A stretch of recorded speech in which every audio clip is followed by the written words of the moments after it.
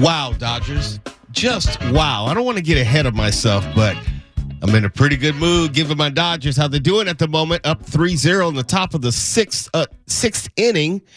It's later with Mo Kelly. KFI AM 640. We're live everywhere on the iHeartRadio app. And yes, we will keep you abreast of everything which is happening in New Yankee Stadium in Game 3 of the World Series. We had Game 1 and that fantastic finish we told you about Friday night. I told you this was one of those series where even if you're not a sports fan, or if you're not even a Dodgers fan or a baseball fan, maybe you're a fan of history, this is one of those times where you do want to tune in because you know history is being made right now and you don't want to miss it. You don't want to have to go look for it on YouTube. You don't want to have to hear about it from your friends. You want to be there when it happens, as it happens. So right now the Dodgers are still up 3-0 in the top of the sixth inning at New Yankee Stadium. And tonight we have a great show for you. So much to talk about. We'll talk about that juvenile. You might have heard about the story. The juvenile who was killed on one of those pocket bikes, those tiny motorcycles. I have a personal anecdote just from yesterday, which kind of ties into that whole story on a larger level. And did you know that Hollywood is banning silly string on Halloween? Talk about un-American. How can you ban silly string? There is nothing more necessary for Halloween than silly string. Well, I don't know about that, but it's really important. And Governor Newsom, you might have heard by now, Governor Newsom and also Mayor Bass, they've unveiled a proposal to bolster California film production. I don't know if it's too little, too late, but they're going to try to lure back some of these movie studio productions. And I'm quite sure Tuwala and Mark will weigh in on that as we continue to follow the business of filmmaking. And I don't know if anyone took the dive and tried to see Venom, the Last Dance. Mark, did you? I would have gone to Venice, The Last Dance, but no way in hell was I wasting time and money on that. Well, we got the box office numbers, and it seems like we cannot actually be mad at Sony because they said, yes, it's trash. We're putting out trash, but trash is making us money. And so who knows? It may not be the end of the Venom saga. Lucky us. You know how they did like the final Friday or the last Friday the 13th or something like that? Then all of a sudden they had like another 3?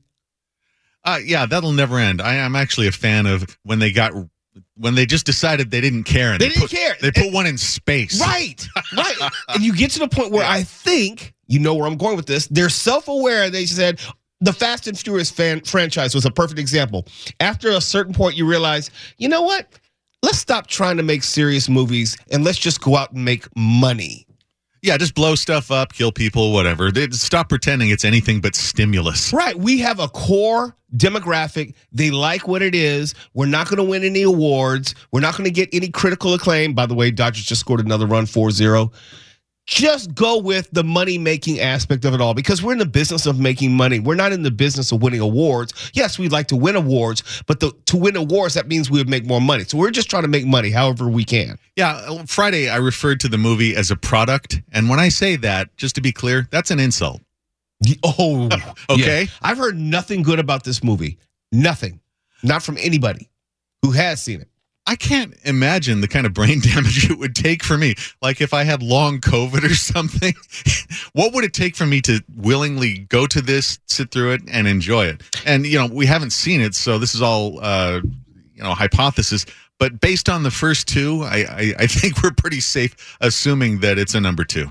I am conflicted in this way because as a kid growing up, not that I was a comic book kid, but I was always a Spider-Man kid. I knew that lore through and through. And one of my favorite villains in the Spider-Man universe, actually the favorite villain, was Venom. Really? Of the few books that I was reading, Venom was always a part of it. So when he finally got to the big screen in Spider-Man 3, I'm thinking like, yes, finally. They messed it up then because they had him share the screen with Sandman. And I said, wait a minute, Venom deserves his own, place in the movie as a villain. Oh, they screwed up Sandman too. Right. And I said, then I saw they're doing Tom Hardy and Venom his own movie. It's like, well, that's kind of strange. I was intrigued because I'm thinking, well, it is Venom his own movie, but how can you have Venom without Spider-Man? It's kind of a package deal. It didn't make sense. And then I saw the movie. It's like, okay, this is just stupid. It made no sense. It destroyed the whole idea of why Venom was there, his whole point of being there, his how he was transfixed with Spider-Man, who doesn't exist. It just didn't make any sense. Well, they're coming out with a Craven movie too. Another Spider-Man villain getting his whole movie, a whole movie to himself that no one asked for anywhere. That goes back to just making money. Sony has decided we're going to use all the rogues gallery in the Spider-Man pantheon and just say, Craven, Morbius, doesn't matter. Venom, just give them all movies. These guys are suckers enough. They will see enough of them will go see the movie where it will be financially worthwhile for us. That's all they're doing. They're not trying to make the MCU Marvel money, but they can turn a profit on these because these are relatively inexpensive, quote unquote, superhero, anti-hero movies. Oh, yeah. I spent a good portion of last week taunting Tuwala that they should make an Enforcers movie with the Ox and Fancy Dan and whatever the guy's name is with the Lariat. Just like the lamest, oldest villains. Somebody's going to do it. We're joking about it now, but it's going to happen. But they were already talking about doing the Sinister Six movie. Yeah. So, I mean, yeah, they don't.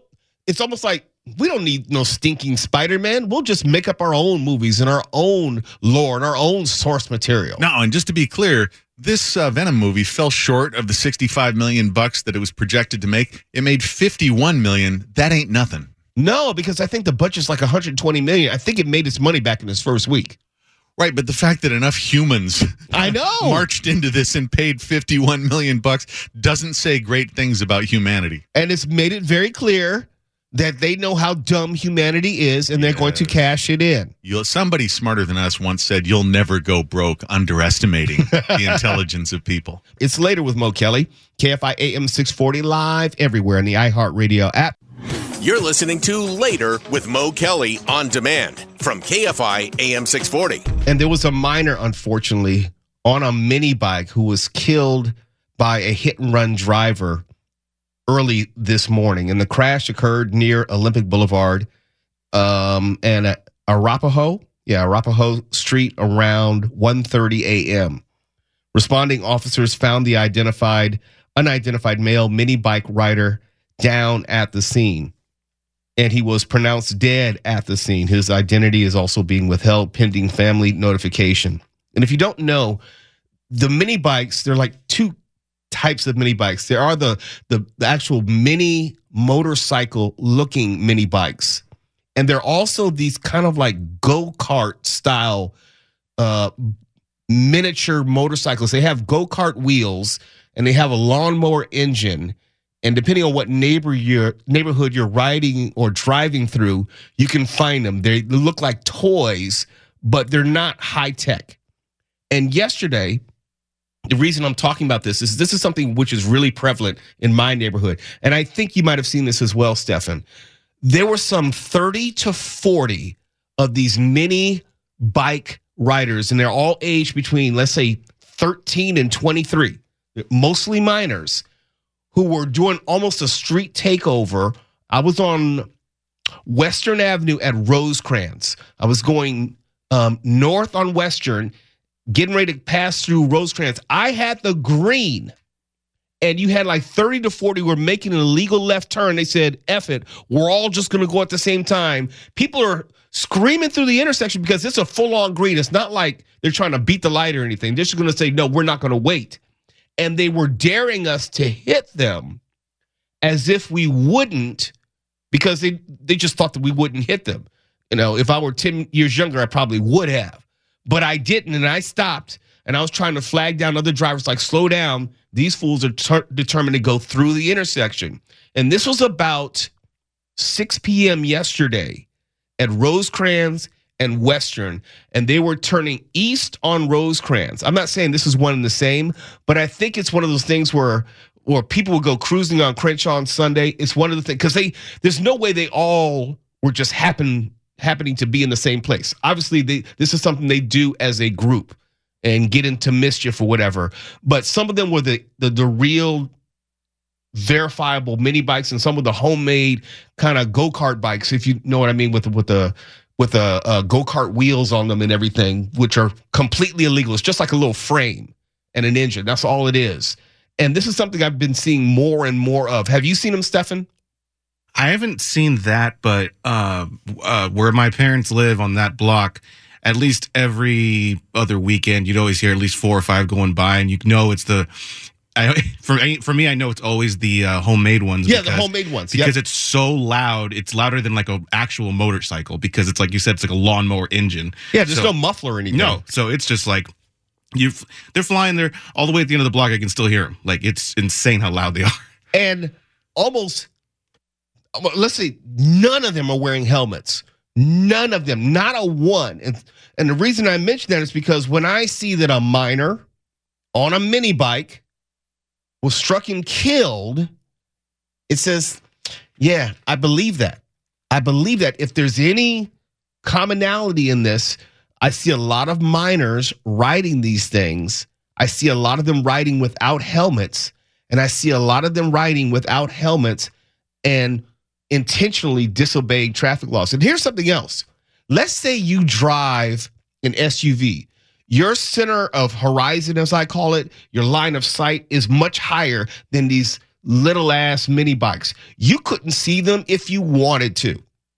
Even if you want to avoid them, even if you're following the rules of the road, they are so low. If you are not consciously aware of them, talking about how loud they are, if you don't hear them and connect that to what that likely is, you could very easily end up in an accident with them because you just can't see them.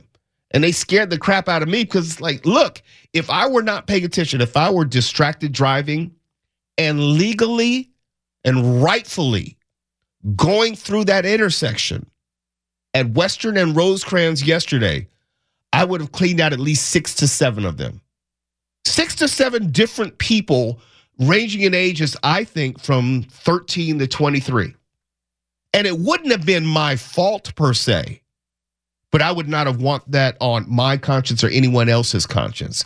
So I say that I'm actually surprised about a minor on a mini bike being killed by a hit and run driver. And this is not to excuse the hit and run driver. I don't know all the specifics, but I do know that these mini bikes do pose a problem for drivers, even under the best of circumstances.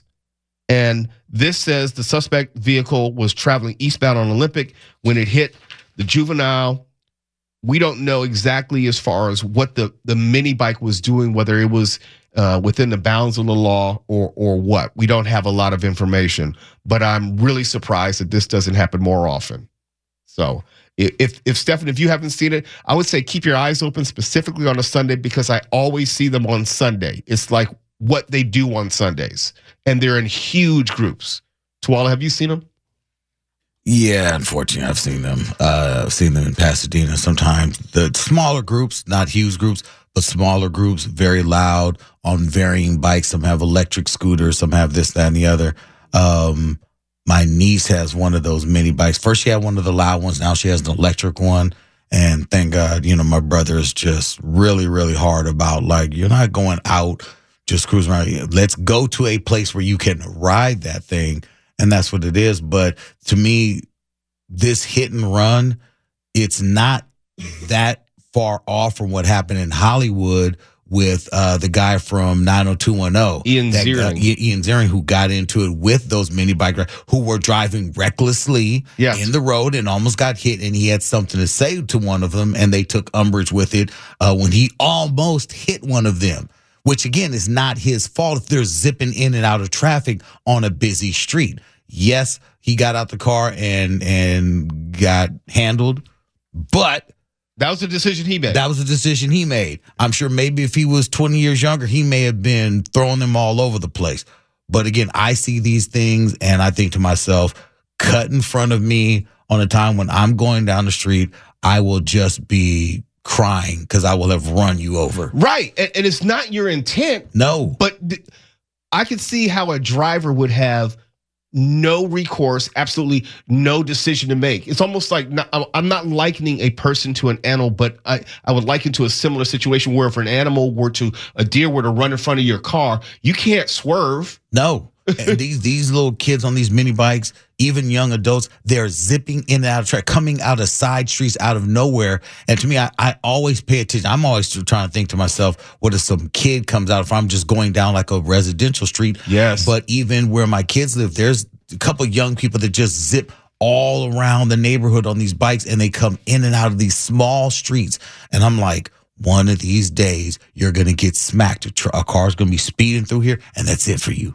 And hopefully I won't be the car speeding through. I'm being very serious. I see them usually within the residential neighborhoods, but these are on a major boulevard, major thoroughfares. Like, what are y'all doing? And obviously it was the group mentality where they're not going to hit all of us. If we just stick together, and that's what they were trying to do. They were, as a group of 25 or so, going through an intersection against the green, making a left turn onto Rosecrans, while we were on Western north-south on a green. And they just said, F it, we're just gonna go all together and stay together. And it could have been a major, major accident where a lot of people gotten killed. And then I get home 4 hours later, I see this story. It's like, yeah, these are the things that we can't control, but hopefully we can stop from happening. And the tie-in is, we know that since policing has changed, where they're not as quick to give traffic violations. They're not going to bother most of these kids doing this because, the police are in that area. We have Gardena Police. We have the LA County Sheriff's Department. See them all the time. They're not going to stop them. They're not going to waste their time with that. But a byproduct of that, or an unintended consequence of that, is you have these other traffic-related issues that become a problem because obviously these kids, and I call them kids because some are minors and others are young adults, these kids know that they're not going to be intercepted by law enforcement. And so, you've traded one problem for another. And now I would not be surprised. I'd be disappointed, but I would not be surprised if we saw more similar incidents, just like this unfortunate one, which happened this morning. You're listening to Later with Mo Kelly on demand from KFI AM 640. KFI Mo Kelly, live everywhere on the iHeartRadio app. What's Halloween without silly string? What is Halloween without silly string? Some people find it's a menace. Some people say it causes damage, and it's a menace and it needs to be stopped. Well, isn't there something we can do? Can't we keep the silly string in Halloween? And you may remember, silly string has been on the scene since the early 2000s, give or take a year. And the annual celebration of Halloween in Hollywood will get a little bit out of control. I can admit that. It'll get a little bit out of control. And silly string would be everywhere. Police said that Halloween celebrations, because of silly string and other celebration tactics, left Hollywood property owners with about $200,000 in annual cleanup and recovery costs. You can't put that all on silly string, but law enforcement was concerned about keeping these celebrations under control. Quote, on a typical Halloween night, up to 100,000 people come to Hollywood Boulevard. This is according to the LAPD. Hundreds of illegal vendors flock to the street and sell silly string, which then becomes the sole source of entertainment for the night. I don't know. I think liquor has something to do with it. I think liquor's in the equation. I mean, I've been there. Yes, alcohol. Fed up after nearly a decade of string scraping, as they call it, the city of LA approved restrictions that remain in place, and they were put in place since August. Under this ordinance, silly string is prohibited in Hollywood's public places from 12 a.m. on October 31st. In other words, leading into Halloween up to 12 p.m. on November 1st, well after Halloween.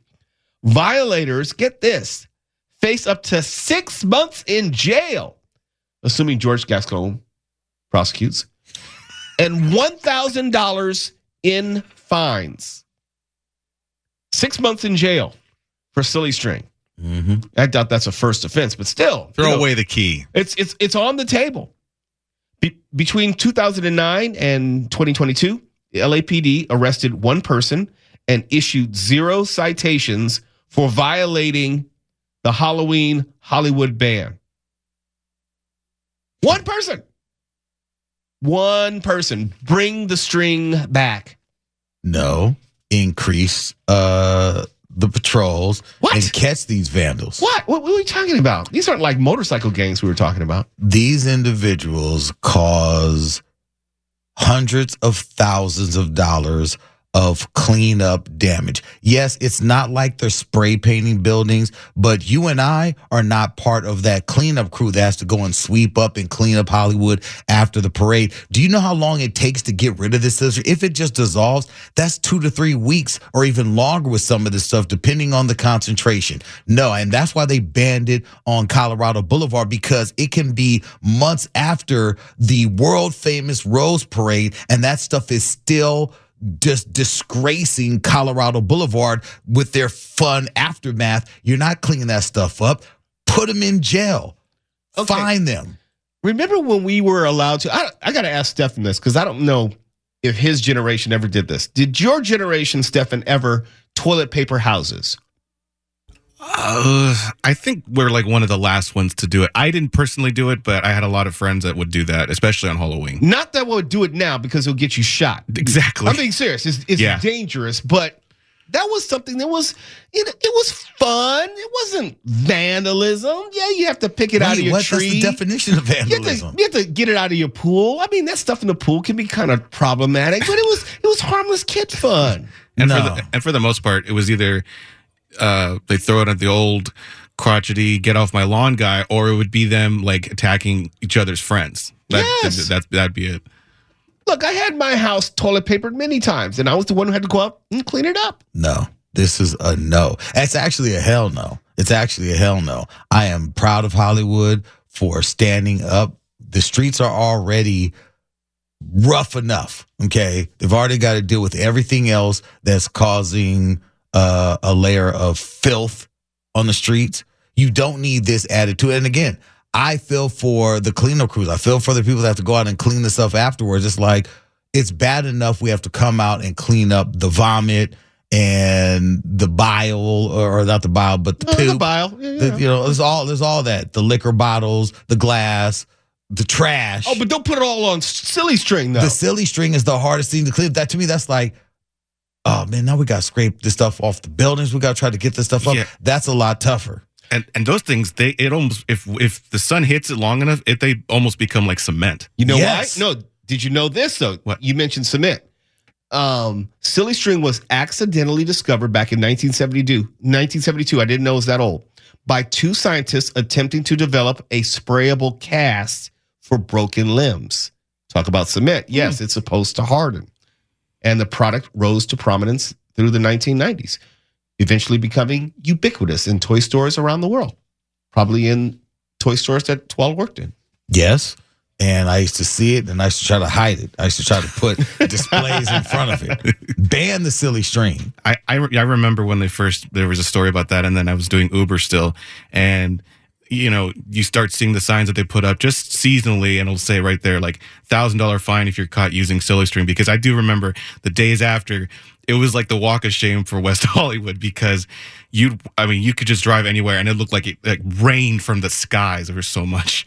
And it's not just Pasadena. It's not just Hollywood. Last year, Beverly Hills passed an ordinance banning people under the age of 21 from having silly string. So you can be 22, you can be 54 and have silly string.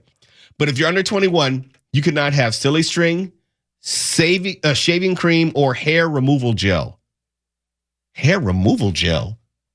What the hell? Why would anyone have hair removal gel like Nair? What were they using that for? That's weird. I need to ask a delinquent. Maybe Mark Ronner would know.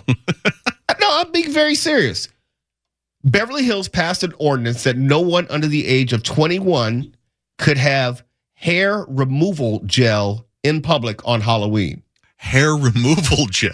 I'm just trying to think of the applications. Yeah, here. I just tuned back into this. I was busy for a minute here, and now we're on hair removal gel. So you as a former delinquent don't know. You mean like pulling pranks on people, like putting Nair in their underpants? I'm trying to figure out how it would be a thing on Halloween. Yeah, I'm not admitting to any Nair-related pranks in my past, and the statute of limitations has expired, just so you know. Mm-hmm. But, it's important that people follow the rules so that we avoid chaos and anarchy. The silly string thing is hilarious. I was reading on Wikipedia about the creation of silly string, and it just seems designed from the get-go to irritate people, so that's hilarious. Look, I'm still pro string. Bring back the silly string. Did you have silly string when you were a kid? Because I was poor white trash. We couldn't have silly string. We had to use twine. It wasn't the same. No, it wasn't a thing in my neighborhood, I think, until the 1990s, and I'd already gone on to college, so it was less used by me and my friends, maybe more so for like adult parties, but not like out in the neighborhood type Halloween stuff. No, it was more like as a decorative item for Halloween houses and parties of that ilk. I see. Well, I'm not prepared to die on that silly string hill. Pick your battles. I've learned that from you, Mo. Oh, that's so nice. You acknowledge that you learned something from me. Well, it's not sincere. Let's just keep moving. It's Later with Mo Kelly, KFI AM 640. We're live everywhere on the iHeartRadio app. You're listening to Later with Mo Kelly on demand from KFI AM 640. But I love living here in California. I love movies. I love the history and the connection between the two. But I am not ignorant of the issues which the film industry has been going through. Some of it has to do with just the cost of producing movies, how it's more expensive to do it in California as opposed to other locations. You can't just do all movies on a backlot. Sometimes you need the type of studio space which is not available or is not affordable in the sense of being available. You have other competing alternatives. You have major studios which can go to Georgia, North Carolina, Toronto, all places in North America. Doesn't have to be Los Angeles. And you talk about post-production, that can be done anywhere. A lot of things are done in CGI where you don't need the physical set location to produce a lot of these pictures. And there's something else we've talked about. If you looked at the number of movies, this is just movies which are released in theaters. The number of movies released in theaters over the past 3-4 years during the pandemic, coming out of the pandemic, they have steadily declined in number of movies which are released for movie theaters. There are fewer movies being produced, at least in the United States. So there are a lot of things working against the state of California. When Governor Newsom and also Mayor Bass unveiled this proposal, let me be clear, it's a proposal, not an actual policy, not a law, not an executive order, but a proposal which will have to get past the state legislature. When they release a proposal, it's okay to be skeptical. It might be well-intentioned, but it's okay to be skeptical as to whether it's going to make a difference. And as I said, Newsom and Mayor Bass unveiled this proposal, and it says that it's going to more than double the tax credit the state offers to producers of films and TV shows that shoot in California. The proposal would increase California's annual film and TV tax credit from $330 million to $750 million, but again, has to be approved by the California's legislature. Quote, we needed to make a statement and we needed to do something that was meaningful and not just intentional. That's Governor Gavin Newsom. Went on, we put this new marker out, $750 million, close quote. Let me just say this, and I really want to get your thoughts on this, Mark. It may be well-intentioned. It may be a good idea, air quotes, but it's just a proposal, and I'm concerned that it may be too little too late because I think of a company like Disney/Marvel, already very comfortable with sending out their productions to Georgia. They do a lot of filming in Georgia.